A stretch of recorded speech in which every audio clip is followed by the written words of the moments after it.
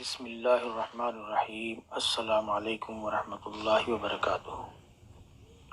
نبیوں کے سردار رحمت للعالمین محمد الرسول اللہ صلی اللہ علیہ وآلہ وسلم کے بتائے ہوئے طریقے سے دودھ کس طرح اور کس وقت پینے سے انسان کو شفا ملتی ہے اور صحت مند ہوتا ہے۔ آپ صلی اللہ علیہ وآلہ وسلم کبھی تازہ دودھ پیتے اور کبھی پانی ملا کر پیتے۔ گرم علاقوں میں دودھ جو پکا کر پیتے ہیں وہ صحت کے لیے بہت زیادہ مفید ہے، اس سے صحت برقرار رہتی ہے، بدن کو تازگی ملتی ہے، جگر کی پیاس مٹتی ہے۔ خاص طور پر ایسے جانوروں کا دودھ اور بھی زیادہ مفید ہے۔ جانوروں کو جس طرح کی غذا کھلائی جائے ان کا دودھ اسی طرح فائدہ مند ہوتا ہے، جیسے کوئی بکری کو چنا کھلاتا ہے یا کوئی اور دوسری اچھی چیزیں کھلاتا ہے، طاقت کے مقدار کے برابر کا دودھ اس بکری سے نکل آتا ہے۔ اسی طرح سے دودھ میں شفا بھی ملتی ہے اور انسان صحت مند بھی ہو جاتا ہے۔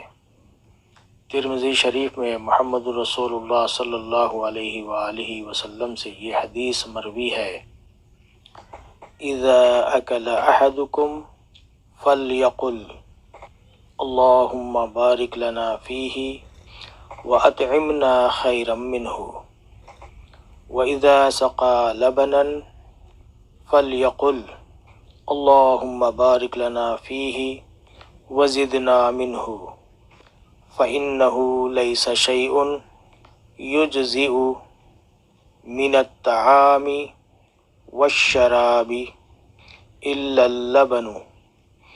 قال الترمذی ھذا حدیث صحیح۔ ترجمہ: جب تم میں سے کوئی کھانا کھائے تو یہ کہے: اے اللہ سبحانہ و تعالی اس میں برکت دے اور اس سے بہتر کھانا ہمیں کھلا۔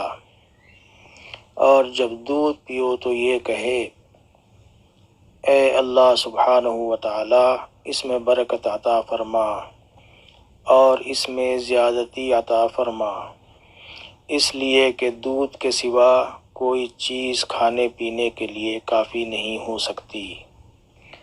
ترمذی شریف کے امام نے کہا ہے کہ یہ حدیث صحیح حسن ہے۔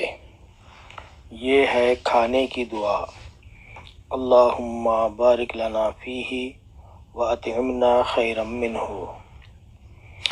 یہ ہے دودھ پینے کی دعا: اللہم بارک لنا فیہ وزدنا منہ۔ یہ سارے حدیثوں کے حوالے آپ کے سامنے رکھ رہا ہوں، اگر آپ چاہیں تو حدیث کی کتابوں سے فائدہ اٹھا سکتے ہیں۔ اگر یہ ویڈیو آپ کو اچھی لگی ہو تو اپنے بھائیوں سے ضرور شیئر کریں اور لائک بھی کریں اور اچھے کمنٹ بھی کریں، اور اس چینل کو سبسکرائب ضرور کریں۔ میری یہ دعا ہے کہ آپ کو ان دعاؤں سے بہت فائدہ حاصل ہو۔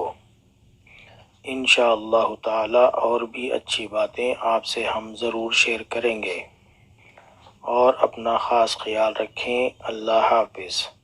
یہ آپ کے لیے حدیث کے حوالے ہیں۔